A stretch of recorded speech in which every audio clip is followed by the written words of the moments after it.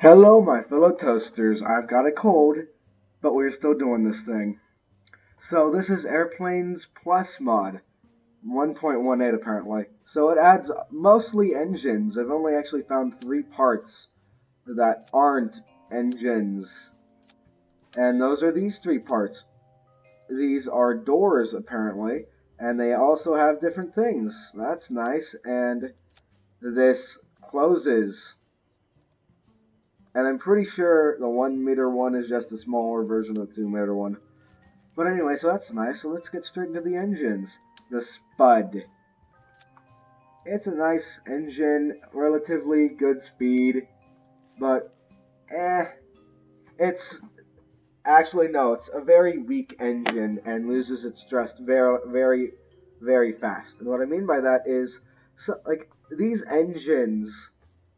Like, you know how when you're going too fast and a jet, like with a normal jet or something like a whiplash, the engine starts to produce less thrust even though you're at the same altitude? Well, that's just because you're going so fast. But the same is also true for these propeller engines, only it's a lot more exaggerated. For like the Spud, for example, you might see it start to lose a lot of thrust at like 30 or 40 meters per second, where something more like the Titan or the Bear, you might start to see them lose a lot of thrust around 200 meters per second. So it all really depends on the engine and what you're trying to accomplish. Anyway, so the Spud. The Spud is nice. It looks fairly decent, but it's really something for a really small plane or when you're just going to have multiple engines. Then there's the Divine Wind, which is basically a slightly larger version of the Spud. Then there's the Whirlwind, which is a different kind, but honestly, the Whirlwind is my favorite engine in this parts pack, and I'll go over it later. Then But one nice thing about the Whirlwind is that it can be placed on like a World War II American carrier fighter, like this replica thing right here, and it works fairly decently. It starts to lose a lot of power around 140 or 150 meters per second, which is a lot better than the Spud. Then there's the Cyclone engine, which makes more power at 54, rather than the Whirlwind's 35, the Divine Wind's 28, and the Spud's 22, but it loses that power about like 10 to 15 meters per second later than the Spud, but it's still really bad. And there's the Bumblebee, which I'm guessing just loses its power a lot later on than the Cyclone, because it only makes 2 less and is quite a bit bigger. Then there's the helicopter engines, which have that. That one makes 50. This one also makes 50, despite being a whole lot bigger. This one is just a control rotor. This is a turboprop engine, which is actually supposed to be mounted backwards. It makes 80 thrust, and I'm pretty sure it has a pretty good drop-off rate.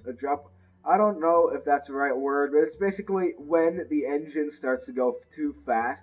That's basically when you're going too fast and the engine is starting to make less power because of it.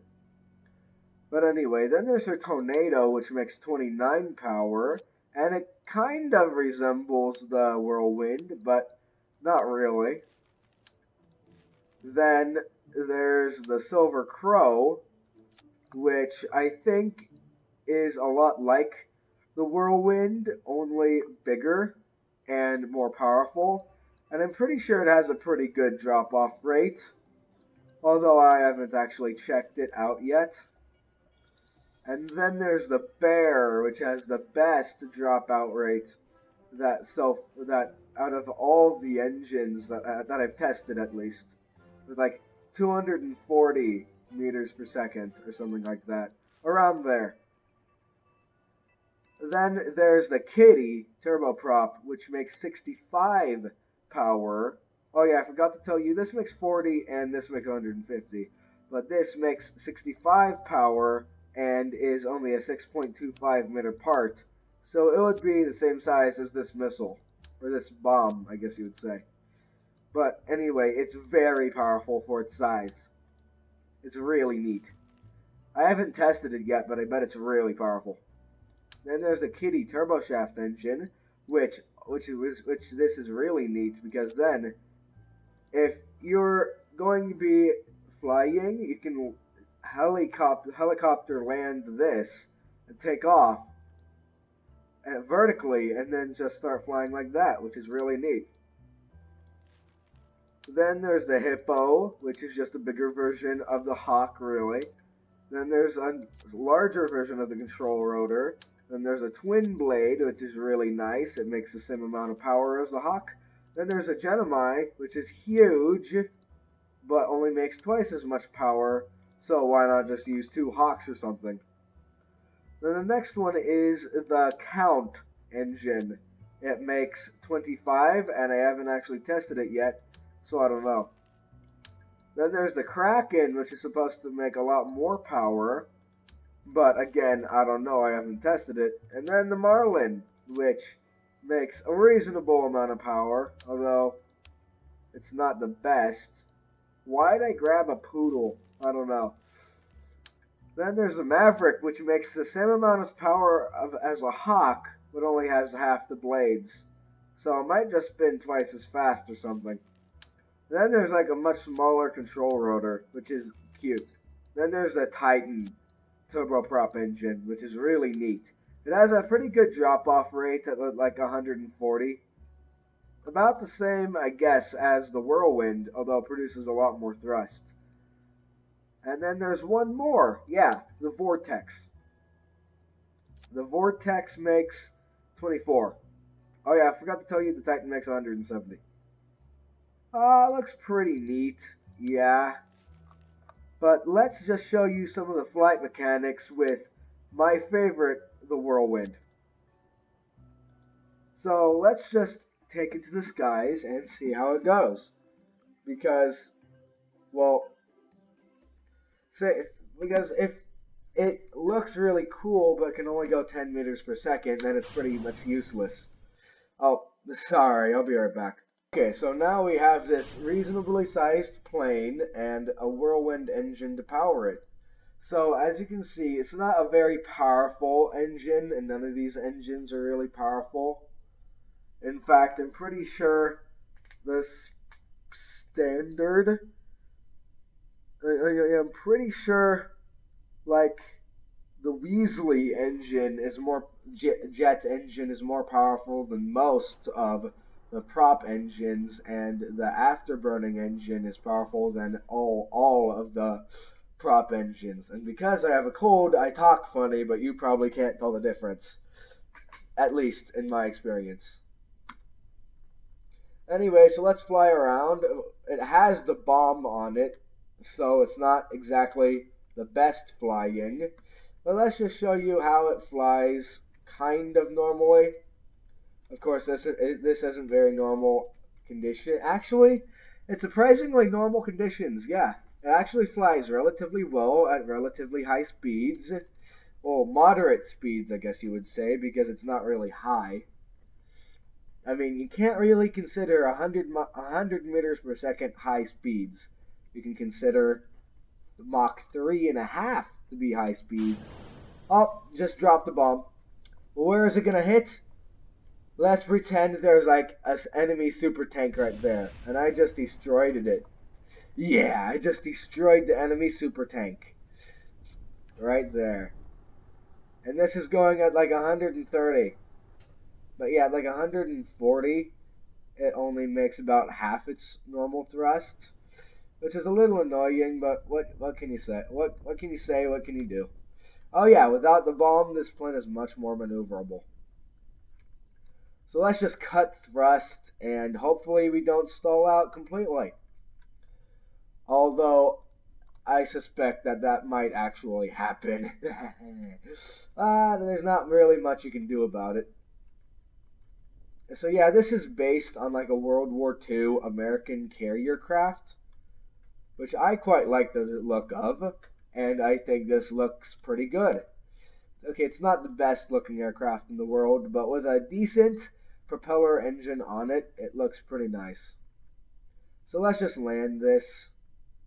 Land, land. It has a pretty low takeoff speed overall, which is neat, although it also means that I can bounce a lot. So let's actually go back and try a different engine.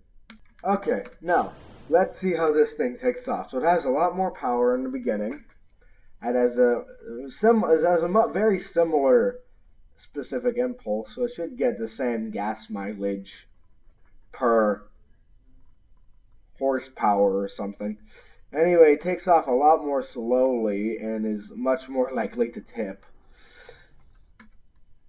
unfortunately. But that's probably just because it has a lot more weight. So let's just go out a little ways and see how fast it can go. So to hit 100, which is neat, 110, and let's see how well it can turn around. Not very well. I'll be honest, it can't turn around very well. Although actually, it's pulling 3 Gs, so it's not the worst, but it's not as good as when I was using the Whiplash. Not the Whiplash, Whirlwind. Sorry, they just have such similar names. Just it kind of confuses me sometimes. Anyway, we're coming in. Once I drop the bomb, this plane will be a lot lighter and more maneuverable, as you saw earlier. So let's see how it does. Drop bomb. And it's coming in to hit the target. It missed the target and hit some grass outside. Oh well, but anyway, that's actually going like 170 meters per second, which is actually pretty good. And sure, it's no world record for a propeller plane, but it's not half bad. I gotta say, if I readjusted this plane a bit more to better suit the Silver Crow, this would be a very mean plane to go up against in a fight. Yeah. Anyway, let's land this and show you the helicopter I made. I made 2 helicopters, but there's only really one I feel like showing you. Oh yeah, and there's another cool thing. It's called reverse thrust. And when you hit reverse thrust, all of a sudden the thrust is working against you, so you can stop a lot faster. Probably, right? Yeah. I mean, anyway, there we go. We've already landed, and that was actually pretty good. So I'll be right back. Okay, I'm back, and I have called it normal helicopter because I am the super most creative guy in the universe. Anyway, let's give it a spin. It's basically just a very easy way to get a lot of upwards thrust. So I'm pretty sure I'm using the Hippo with the controller thing. So it gives a good amount of upwards thrust. It's pretty neat. Yeah, I can fly around pretty easily.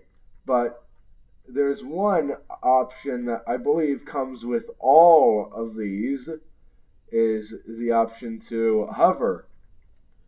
As you can see there, you've got the hover option right there. But you can also use hotkeys. Yeah, hotkeys, close enough. So all I gotta do is I've assigned it to 2, so all I gotta do is just hit 2. Boom. It's adjusting its flight to do exactly stay hovering. So if I were to decide to invert it right now, it would stay hovering. Just because it's just that cool. Although I don't think it's going too well. And it's going better than I expected for something like this, just not Anyway, let's turn that off. Oh, just exploded. That's not good. That's really not good. Okay, I'll be right back. So it turns out I'm not going to be back, but luckily I've shown you enough. So I really like this mod. I think it's a really good mod, and I would really suggest it, especially because it adds a lot of engines, which are really cool. and can add a lot of fun. But anyway, make sure to keep that toast burnt, and I'll see ya.